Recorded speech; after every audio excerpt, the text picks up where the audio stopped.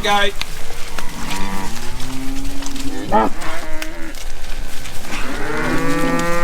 Well, good morning guys. It's just another sort of wet morning, wet cold morning.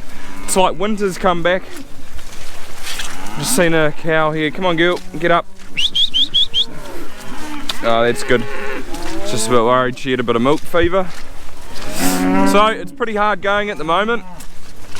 I've actually lost a couple of cows the other day, which I haven't had in probably years.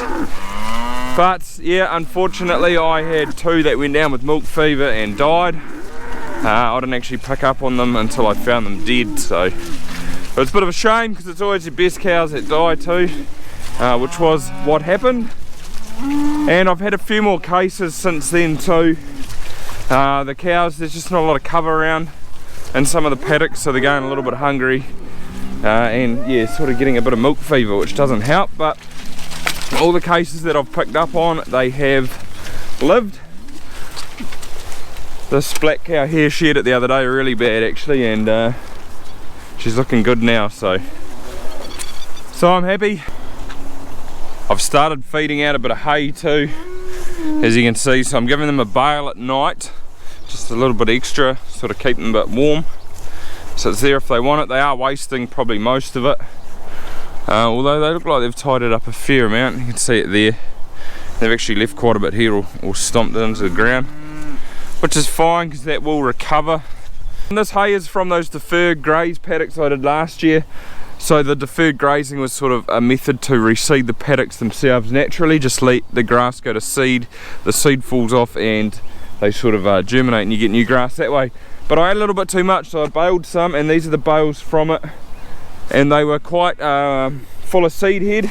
So what I'm doing is just sort of yeah, sort of putting the hay around the hills and parts of the paddock which are a bit bare, and the seed actually falls to the ground and you get patches of nice nice new grass. So it's not like as good as reseeding a whole paddock, but I don't know, they're going to waste a lot anyway, so I might as well try and get something out of it.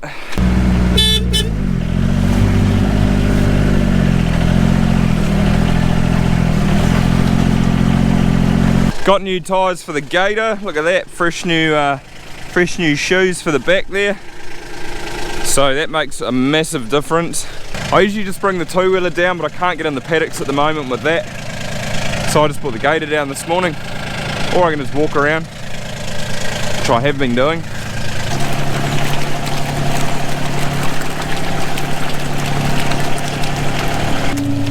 The cow's got a bit of a limp, 65. Better lift her to back right, so I'll lift that up this morning and have a look. I'd say it's just a stone in the claw, but you never know until you have a look. I've been talking with Dad this morning and I've changed things around. So what I'm going to do is hold two rows up here. He's shot down in his tractor, he's got the bale feeder on because he's feeding out to his cows at the moment too. Just going to put a hay bale on and feed it out this morning because I think where they're going they're going to be a little bit short. And I think at night time they're actually getting enough now, so I'm swapping it around, so instead of the bale at night they're going to get it during the daytime. But on a plus, the cows are milking pretty well at the moment. They're coming in nice and full, big udders, not dripping milk. I reckon if we get a bit of sunshine they might. Look at that, beautiful, eh? Beautiful udder. Just a whole row of nice udders. A bit of milk there.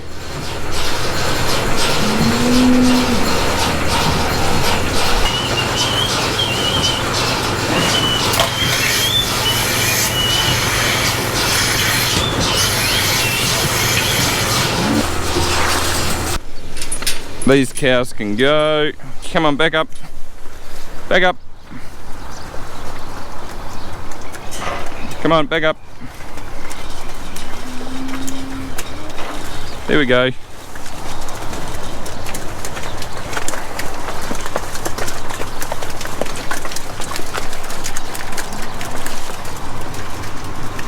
You must be thinking, that is weird, why would you push the gate into the cows? Well, if I flick it around that way, it sort of comes back, so it's just easier to push it in. It's a lovely break in the weather though. 65's just come in. I've tied her leg up. That's how I do it because we don't have a foot crush. Got a couple of paring knives here. I don't think I'll need them because that always happens. Because her foot is pretty hard. It almost looks like we've had a go in here before. So just press there, see if I can feel anything soft. I can't. I'm gonna now just take my finger, run it through here and see if there's any stones. Oh, look at that, that popped out. Oh, that's a massive stone. So that was just trapped in her foot there, just in there. That's what happens generally when we get lame cows. But that is a big stone, so she'll feel a lot better now. I don't need these knives. I'm not gonna have a look at anything else.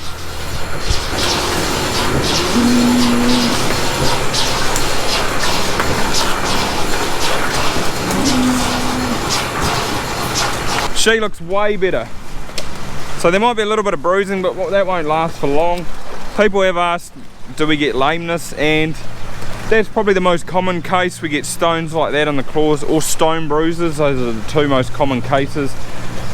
We do sometimes have to chip away at the hoof. You get that line in there, but anything that's too serious, we do give a little bit of depasilin and we put them around these paddocks here so they don't, or limit their walking, I guess. But I don't know, we'd get 4 to 5 cases a year maybe that we might give depasilin. So yeah, it's pretty low. But that is definitely one of the benefits of being one today, is that your lameness does reduce quite significantly because they've only got to walk to the shed once. But also being that smaller, lighter cow, I guess, I don't know if that's easier on their feet too, but they've also got that black hoof which helps.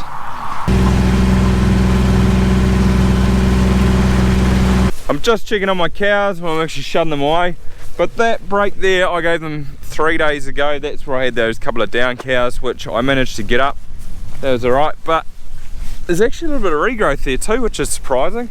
But they got plenty of tucker here. I usually split this paddock into thirds, but there wasn't going to be enough for 3, so I've just done 2. But yeah, there's a heap of tucker here for them. I probably will come back at say 1 or 12 or 1 o'clock and just check on them, make sure none of blowing up real big, because on the shorter stuff they sort of do tend to gut themselves and then they blow up. We are putting bloat oil in their drench too. But yeah, they're sort of not eating the hay because there's enough grass. As you can see, they're just using it for a bed, which I'm not too worried about. I don't really mind if they eat the hay or not. It'd be good if they did, but they might have a pick at it later on. Bulling cow over there. I did hear on the radio before that the weather outlook for this afternoon, or the forecast, is I think heavy showers, possible hail and thunderstorms. So sounds lovely. Would be nice if this weather sort of held off, got a bit of sun and it came back in February, March. If you're wondering how many cows I've got left to calve too, I have one hand. Here is the calving mob. So there's actually 7 cows in here. They're all heifers except that cow. 2 of these heifers are empty. That's bagging up, so maybe she'll calve soon.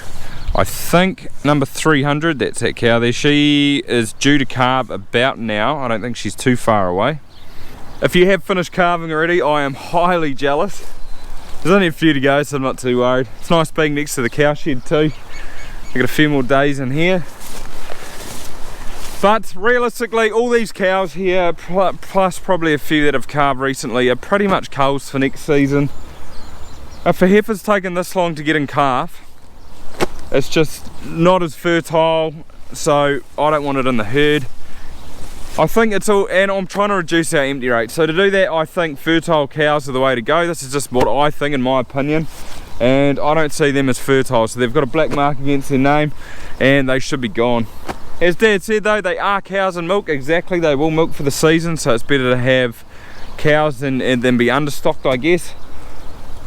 But say like that cow there, she's late, so the chances of her bringing her or having a calf next year to AI is probably fairly slim. I can't see that happening, to be honest. So she's got a black mark too, and yeah, if she's taken that long to get in calf again, it's just that fertility thing. So I'm trying to get our empty rate down, I guess, and having fertile cows helps. So they'll probably, yeah, be on the truck, I imagine. It'll be interesting to see how many of them get in calf though. I'd say probably a few might come back empty, but I'll write down their numbers, and it won't be until probably scanning time in January, is it January or February, that we'll know, but that'll be interesting.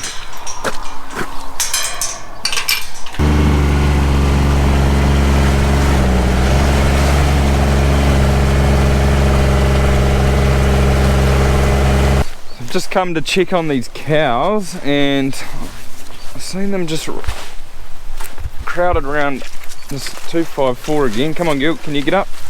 Oh, that's alright. Sweet. I have been giving her an extra drench in the mornings. She's not a hundy though, eh?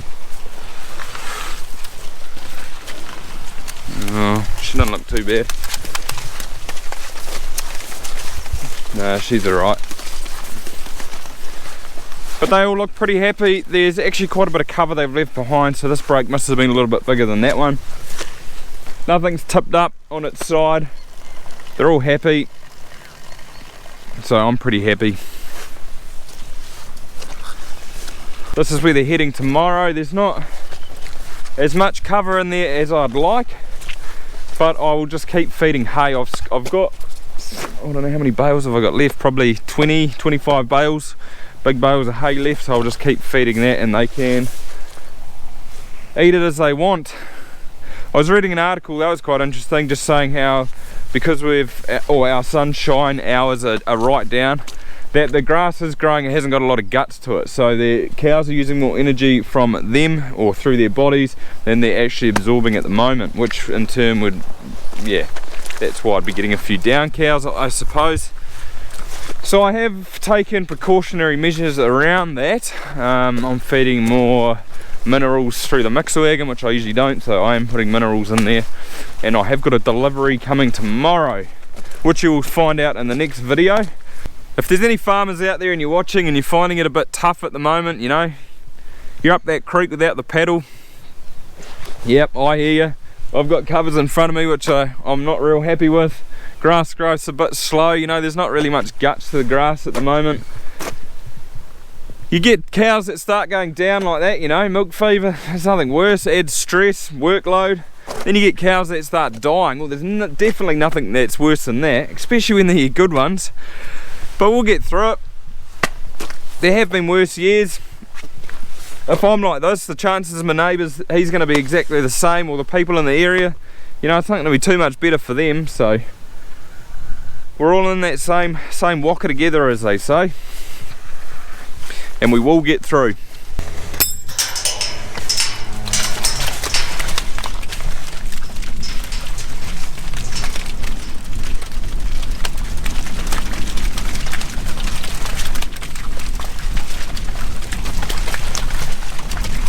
Really hard filming in the rain. I try to avoid it, just the lens on the camera keeps getting raindrops on it, so it doesn't look too good, and it's hard on the microphone and camera gear. It's not waterproof, but it's a good result, so nothing's down. It's a great result. And I was speaking with Buck today, who used to farm here until he sold up a few years ago, and I said, how's this winter compared to previous ones? And he said he thinks it's pretty dry, but so far this September, it's about the 15th today, I'm not actually completely sure.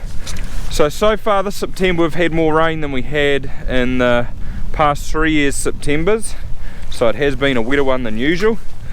But he considers it pretty dry because all this land through here used to flood big time through the winter, and it hasn't done that. And it's, yeah, it is still fairly dry way underneath. It's just real greasy on top here, I guess, but yeah, could be worse. That's the moral of that story, I guess. It could always be worse.